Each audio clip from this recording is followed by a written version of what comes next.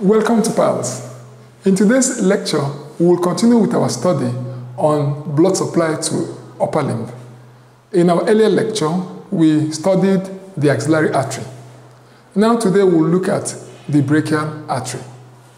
Now, the brachial artery is the artery of the arm. It begins from the lower border of teres major. We can look at it in this. From here we see part of subclavian artery, and then here we look at the lower border, this teres major, and then from here we look at the brachial artery starts from the lower border of this teres major up to the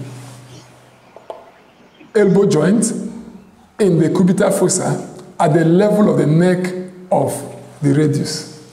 So actually this is the general outlay of brachial artery.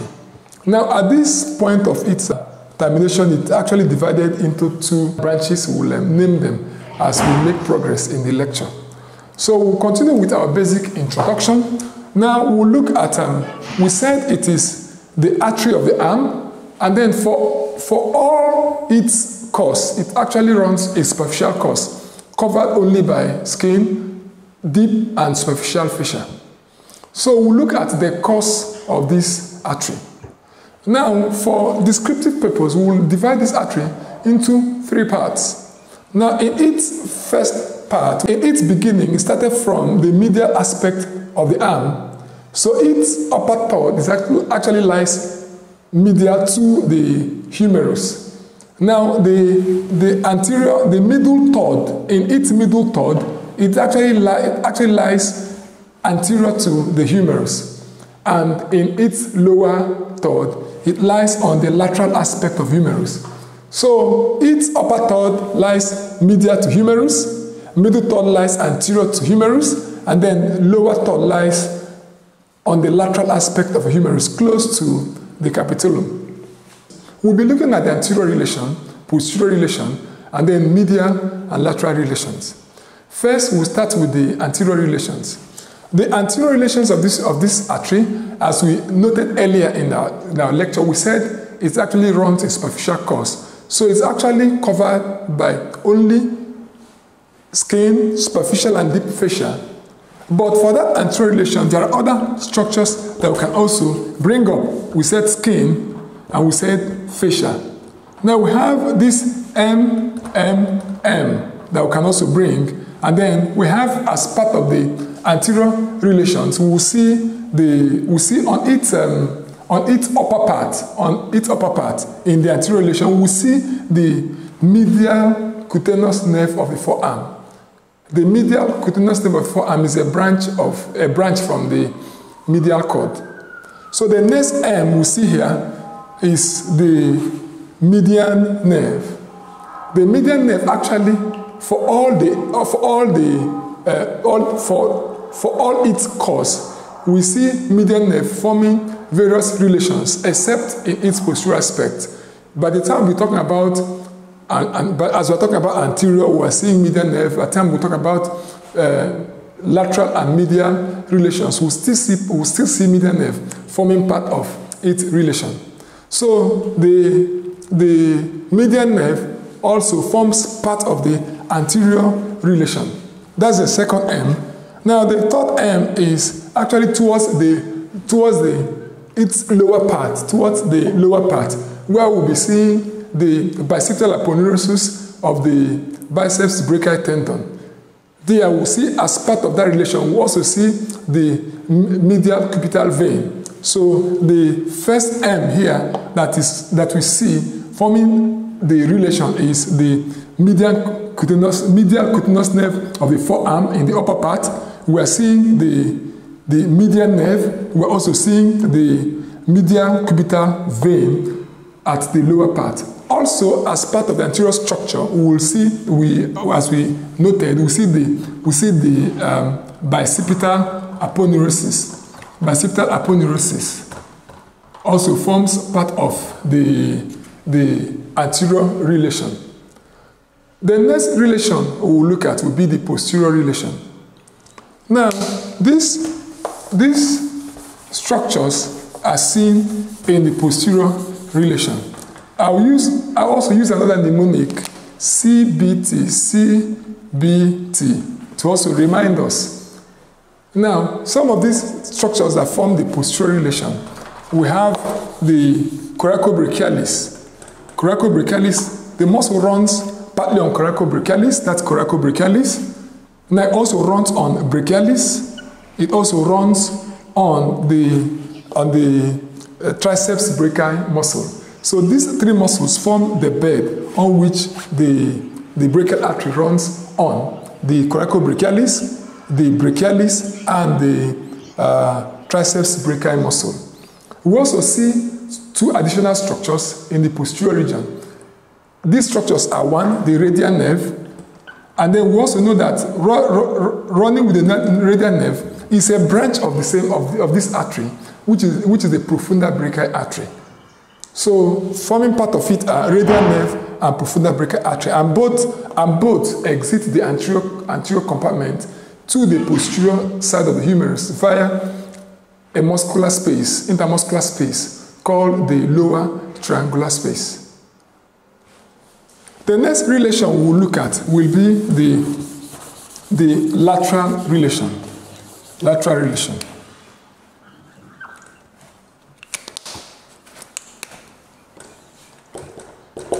In the lateral relation, we'll be seeing, I also use another mnemonic, CBM. There, we just saw the coracobrachialis as forming part of the floor. Also, at the lateral part, because we also see the coracobrachialis forming the lateral border. So we also see coracobrachialis forming the lateral boundary. Now, we see the tendon of biceps brachii. Tendon of biceps brachii. And then finally, we also see the median nerve. The median nerve. So these three structures form the lateral relation. The coracobrachialis, the tendon of biceps brachii, and the median nerve. So the next relation will be the medial relation. Now, in the medial relation, the first structure we'll look at will be the medial, will be the basilic vein.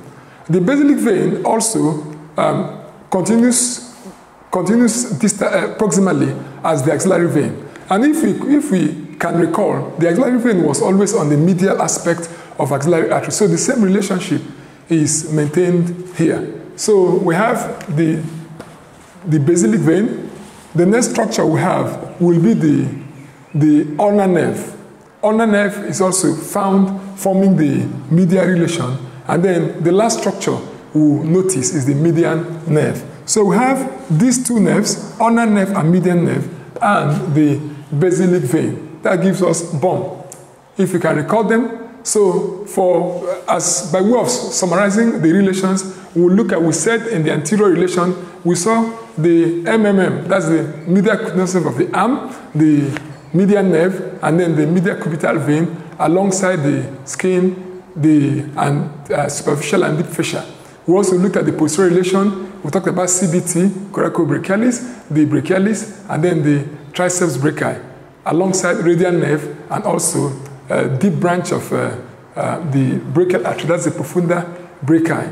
So we look at the various branches of brachial artery.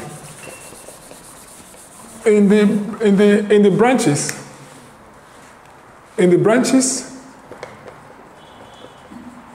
we'll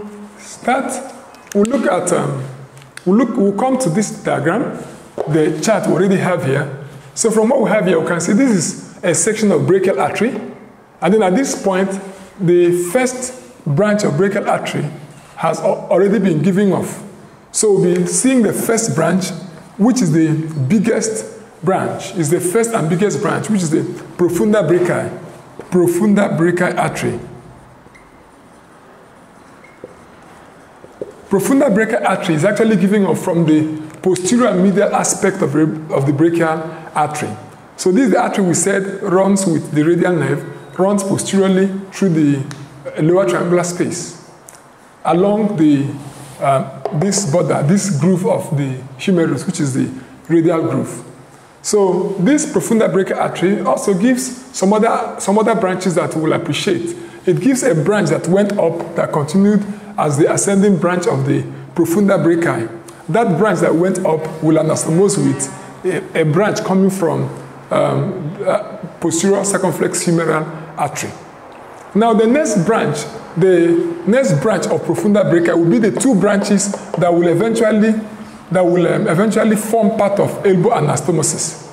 Now when we look at the first branch, we see the next branch of profunda brachii, which is the radial collateral artery. So we are seeing, from this point, we are seeing the anterior descending branch of the profunda brachial artery, which is also called the radial collateral artery. Now when we look at the next branch, which is behind the humerus, we see the next branch, which is called the middle collateral artery. It's also called the posterior descending branch. So that is anterior descending branch here and posterior descending branch. And both of them will be involved in the formation of elbow anastomosis. So there are other branches that also come from this deep profunda brachial artery, like the muscular branches, and also some branches that went to the humerus. Now the next branch of the brachial artery we will look at are the muscular branches. They are actually unnamed branches. So the muscular branches supply some of the muscles that are adjacent to the artery.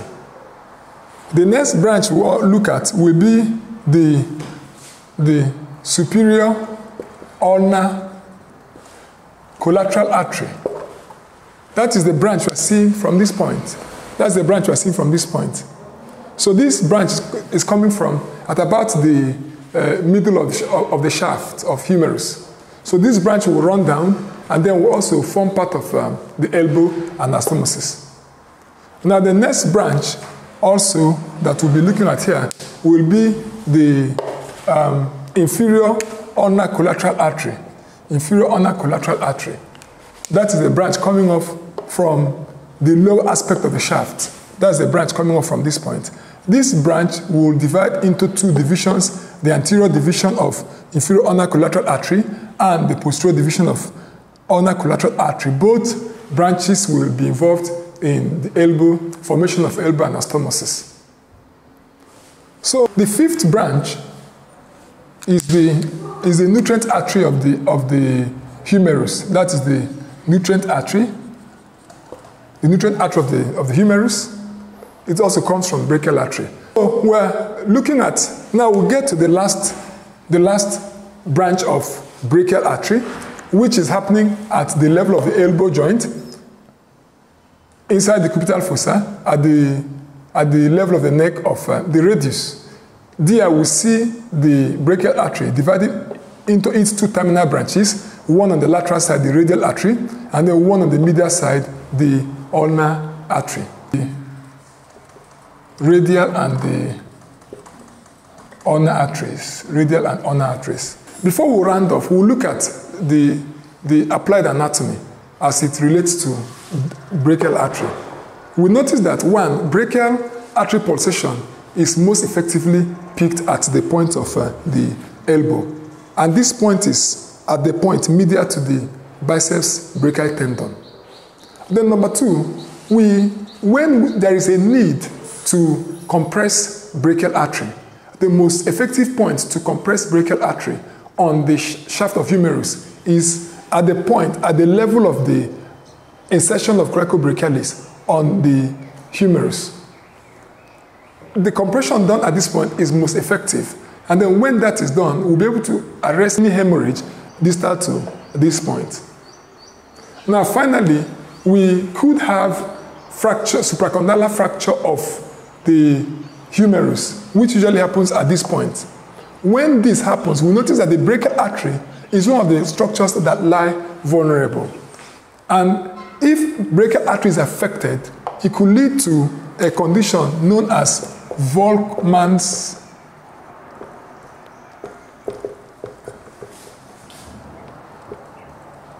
ischemic contracture. In this condition, the muscles of the forearm will paralyze as a result of loss of blood supply to those muscles. So by way of summary, we've looked at the brachial artery. We said it's an artery of the arm.